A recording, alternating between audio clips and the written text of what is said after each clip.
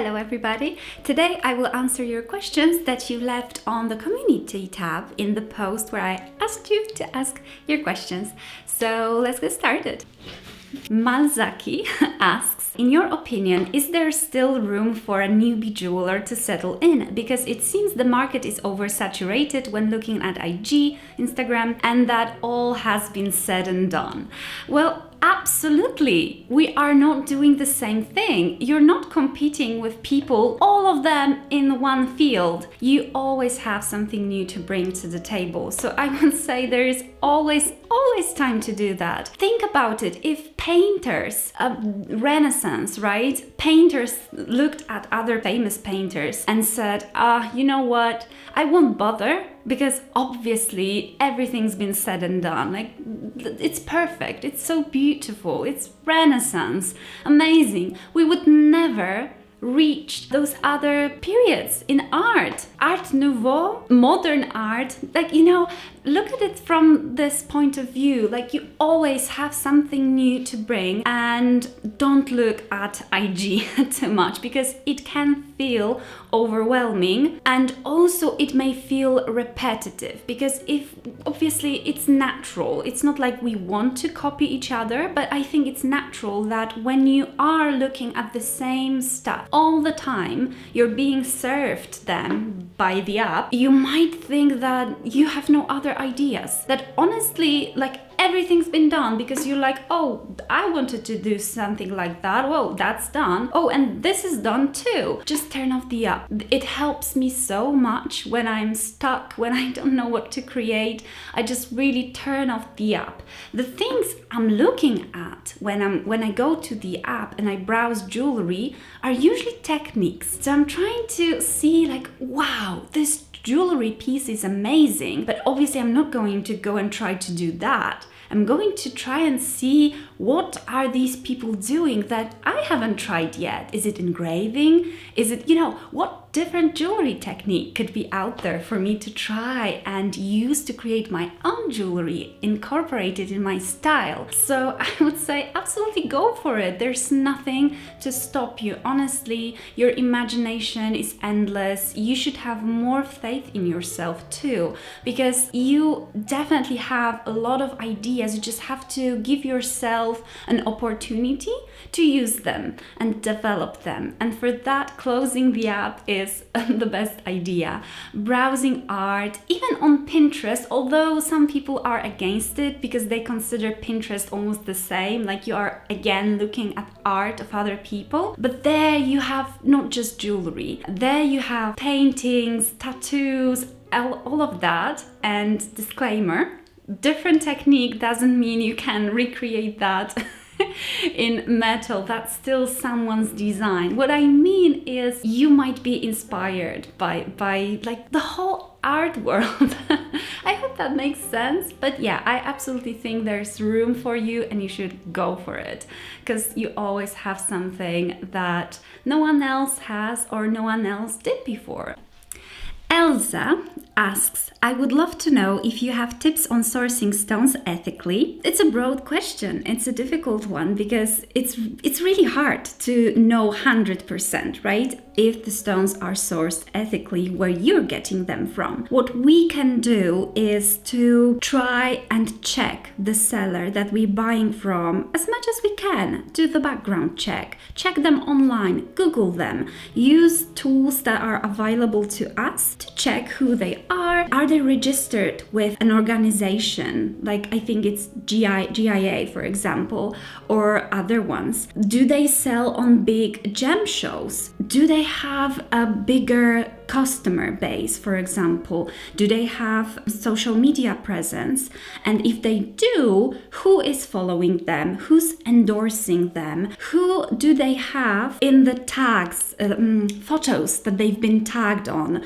And if those are reputable jewelry makers, obviously we can, I think, be a bit safer to assume that probably those jewelry makers, established ones, wouldn't purchase from someone who was shady. So that's what I do when I shop on Etsy, because I still do sometimes, not as often now as I did in the past, because budget matters. Like when I first started, I didn't have money, so I would go on Etsy more often and try to buy cheaper stones. But as soon as I was able to spend a bit more on quality and sustainability, like having sustainability in mind, I was able to sort more through them. So I would go onto seller's page, read through reviews, and try to message the seller and ask questions. And the way they reply tells you a lot. If they try to, just sell it to you, or if they actually respond. If you ask, for example, where is this turquoise coming from? Like, where is it sourced? So if they're honest, they will just tell you. If they're not honest, they will be, trying, to avoid the question and ideally not respond to it. And usually that means it's not even turquoise. It's actually that other stone that looks a little bit similar and they sell it as turquoise. That's what I usually do, trying to check the background of those sellers. Sometimes it's trial and error too. You order once from someone and you see how the service looks like, what you receive, and that's how I narrowed down most of the sellers that I shop with now. Yeah, I have a few here and there, and I usually just go back and shop with them. I have a little series about gemstones. I will link that under the video if you want to check it out, and I'll try to make more videos about gemstones in the future too. Elsa also asked what's my one must-have tool for metalsmithing. And it's such a hard question. I have no idea which one to choose. But if I were to choose, that would be probably a saw frame, because sewing is like my favorite technique. But the tool that I can't live without on a daily basis is obviously pendant motor and flex shaft. Like, this is really a game changer for me, and I just really like it. I like working with it. Although sometimes it's tedious because you have to go through all these grits and grates and blah. Abigail, how do you work out the pricing of each piece of jewelry? It's a tricky question because I think my formula isn't the best out there, and I know that, I'm aware, but I'll try to share what I can. What I focused on was tracking the time and tracking all of the materials, the whole cost that goes into making this jewelry. This is already really great if you can do that, because that gives you an idea of how you actually worked on this and how much it costs you. So you don't want to obviously be at a loss. So make sure you track that correctly. And after you have that, combine it together, and then you can add a markup for retail, for wholesale. It depends on how you're selling, but for me, I did a markup for retail. You would have to check which one works best for you and your particular jewelry type, for example. So that could be 2 times 2,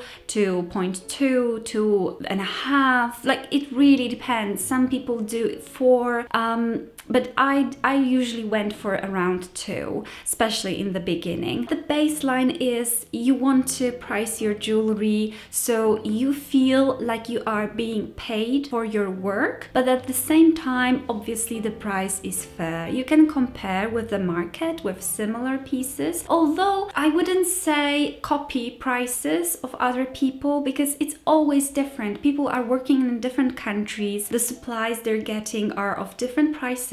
So don't copy prices, but use that as a guide, for example, to know how much something costs in your niche. Also, I will be changing my pricing system now. I will be using the one by Megan Collins. She made a great video about pricing, so check it out because I recommend it a lot. She goes into details, in depth, really awesome. And I will be using her Excel to calculate my pricing. We might have something coming up for you together, so stay tuned for that. There will be definitely an announcement, but we might get a little bit more into this subject together. But yeah, we'll let you know when that happens. Tara asks, what tools, resources and advice would you recommend for someone who is interested in getting into metalsmithing but has absolutely zero prior knowledge and experience? Absolutely zero. My channel. No, but to be honest, I would go on YouTube and just try and find anything to start with. And that's usually a video about books that you can purchase to start metalsmithing, because that will give you an idea what you need to do next. And usually these books have tools that you need, very basic ones, and different lists of things. And there are also awesome channels on this platform that will help you get started. So I'm Harrison. I think we've all started learning from him. He's absolutely amazing. Nancy Hamilton is incredible, and she also has blogs, so she has compiled so much tips, knowledge and resources that I would absolutely start there. And there's also Andrew Berry, Gomeo Creations, depending on what you need next. Do you need a tutorial? Do you want to see how something is done? Do you want to discuss different resources? I would start on YouTube. Yeah, pretty much. And with these channels, I have a video with books that I will link below. Blog Baby 141 asks, how long roughly did it take for your business to start getting busy? Yeah, that was about 2 years. A year, 2 years. It's hard to tell because I made my first sales on Etsy with beaded jewelry, gemstone beaded jewelry, in my first weeks on there. But that was like one sale here, another sale over there. So, you know, it was random. I would say the point where I would be getting regular sales every month and I would be able to track it, that would be after about 6 months, something like that. Yeah, and having my business more sustainable, that would be a year, 2 years. Usually, I think it's true, like what they say, that roughly about 2 to 3 years is the time for a business to take off and become full-time. And that's true. Don't worry if after several months you're not seeing a return yet. That's normal. There are businesses in which cases it happens much faster, but that's not regular. That's actually rare. More often than not, it takes a little while, 2 to 3 years. Yeah, I would give yourself that time. And not stress, because stress and pressure is an enemy of creativity and energy that you need to keep this going. Veronica asks, do you feel it's easier to work at home or in a separate studio? Where do you feel more inspired? Personally, for me, absolutely at home. Having a home studio is my dream. That's how I started, so maybe I'm biased because that's how I started and I got used to it. I just feel more freedom when I'm at home, and the fact that I can go and do something whenever I want to. If creativity and you know, imagination strikes, I can just go and do it regardless, whenever. Whereas with this, of course, it's okay because I can, you know, work on my planning. Yeah, I just don't find it comfortable having rented space, but it's better than nothing, obviously. But my dream is to have a place where I would have where I would be able to have my own studio again. Tiggy asks, how did you start selling your items? I'm starting out and can make simple rings pretty well, but need to sell them to afford more items and materials. That was my case. Open a shop on Etsy. I think it's the best place to start with if you have very little budget, and it's great because it has search engine and people can search for items and come across your shop as well. So I would open a shop on Etsy, focus on nice clear photography and make nice photos, list your items, and hopefully that will bring more money for you so you can reinvest in your business. That's exactly how I did that. Started with beaded jewelry, and everything I've learned yes, but everything I've earned on Etsy I was instantly putting into buying new tools and materials, starting with the very basic ones and very small amounts of materials and then progressing from that. Iga when you were preparing your first sale, how many items have you prepared for it and what was it?